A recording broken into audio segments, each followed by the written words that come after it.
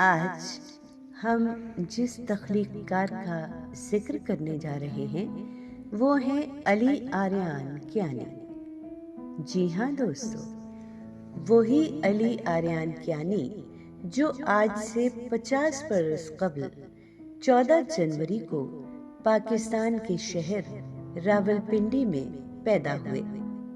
वो एक ऐसे अदीब हैं जिनका असलूब सबसे अलग और मौज़ूआत मुनफरिद हैं। उनकी तहरीर की फ़िज़ा रोमानवी और किरदार अफ़सानवी होते हैं, जो बज़ाहिर हकीकत से बहुत दूर किसी अक्स की तरह हमें नज़र आते हैं, मगर जब वो मकालमा करते हैं तो महसूस होता है जैसे कोई बहुत बड़ा फनकार उस अक्स को अपने जादू से रक्स में ले आया है।